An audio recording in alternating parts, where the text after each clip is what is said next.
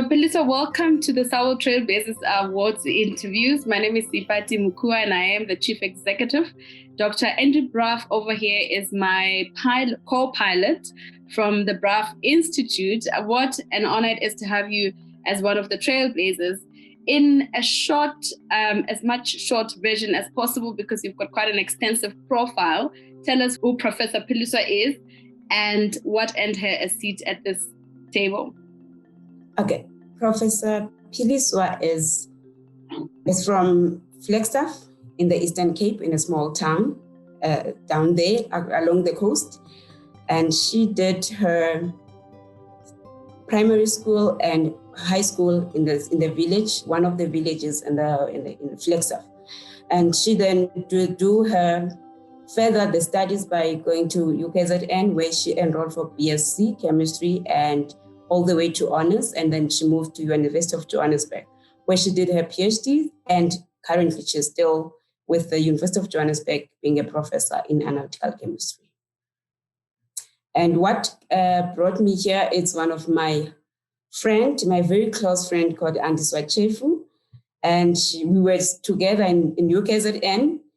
She saw the advert and she sent me an email and sent me a WhatsApp, and asked, "Can I nominate you?" I was like, "What are you talking about?" And she said, "Yeah, there's this." And I read about it. I was like, "Okay, give it a shot." And I was the one that summarized the whole thing and submit the nomination. And that's how I ended up being here. Thank you for that. Before I hand over to Andy to do the actual interview, I want to tell you that, in my opinion, you are here because of your extensive profile. So I guess just thank the Lord that there was somebody who was brave enough to say, or see the call for nominations, but really you are truly a trailblazer and you deserve to be here. And there's so many young women in our country and the continent at large who can earn and learn and gain some sort of motivation from your story. So that's why you are here. Thank you very much. Philiswa, I am just absolutely impressed by what I'm reading. I want to just point out to our viewers that those who understand academic research, you hold an NRFY1 rating. And that's quite significant in the academic circles, Philiswa. From a research point of view, just maybe explain to people what that means. How do you get that rating as a researcher? You get a rating. The rating is based on the research that you are conducting. Basically, what you do for you to gain a rating at a certain stage of, I'll say at a certain stage of my PhD level, I was approached and asked if can I apply for a rating. Now, rating is something that measures your research is also measures the impact your research might have or have at that particular time. So that's basically what the rating, NRF rating, means. So now let's talk more specifically about that research. And again, I love what I'm reading, Philiswa. It's environmental problems, specifically around water quality, wastewater treatment, groundwater remediation, and the recovery of precious metals. I would argue that you are working in an area of research that impacts everybody in Southern Africa. We need water and we need good water, Philiswa. Yes.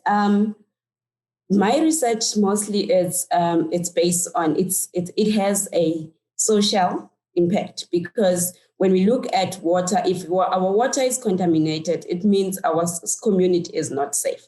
So what struck my interest was, in most cases, if we look at the things we use in our household and as the industry also increasing.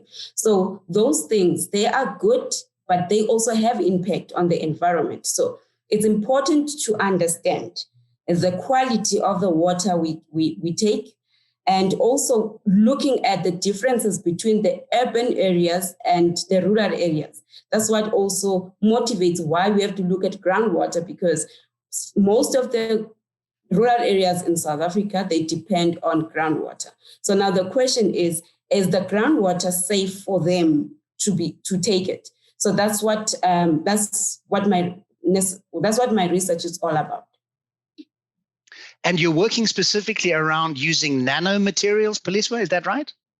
Yes, we are using nanomaterials as tools that we use to develop methods that will be able to help us to understand more what is in water.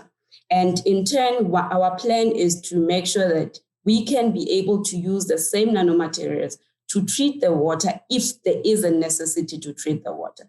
But basically, first of all, we need to understand what is in there. Then once we know what is in there, then it's easier now to devise devices that can be able to remediate the pollutants or improve the water quality. So just for the non-academics, Philiswa, what is a nanomaterial and how would you use that in this kind of application? Okay, a nanomaterial is a tiny particles that are very small. They are seen in a nanoscale. So how do we use them? We use them as I use a sponge. You know, a sponge can absorb water and the water will sit in the sponge. So that's how although they are very tiny, they have what is called a bigger capacity. Like a sponge, you know, when you put it in water, you can make it smaller. When you put it in water, it becomes, it expands and it allows water to come through. So that's what also that's a principle that how nanomaterials work. They will take the pollutants that is in water and then will be able now to do the chemical processes to be able to analyze what was in that water. So Philiswa, let's change tactic now and talk about your role as a young woman in academia. This is not something that is relatively common at your age. What advice would you give to somebody coming behind you who says, I want to follow in Philiswa's footsteps. I want to also become a professor in the chemical sciences. What advice would you give to that woman? Okay, the advice that I can give to young girls out there is, first of all, believe in yourself. When you believe in yourself and do what you enjoy doing, it becomes part of your life. It doesn't become a burden to you because it's something that you like doing. Even waking up in the morning is easy to wake up in the morning and do what you want to do. But first of all, you need to believe in yourself and make sure that you understand what are your strengths and what are your weaknesses before you look at another person. Then from there, you will be able to say, I can be able to do this. And you will create your own path by understanding your capabilities. And then maybe, Philiswa, a final message to our viewers about environmental protection. You're obviously trying to fix things, but what would you say in terms of education around care for the environment and water specifically? Any thoughts around that? One thing I can say is humans are the major pollutants of the environment. And let me just make one example. You drop a plastic along the road, it will end up being a pollutant to the same water that will be drinking. Now, the moment we understand that what we do will have a negative impact on us, will help us to also play part in protecting the environment. Because once you drop something in soil, it ends up in water, and the same water ends up in our tap. Professor Philiswa Nomngongo, on behalf of the SAWIL Trailblazers, we want to wish you every success with this award. Thank you for joining us. Thank you very much. All the best, Philiswa. Thank you.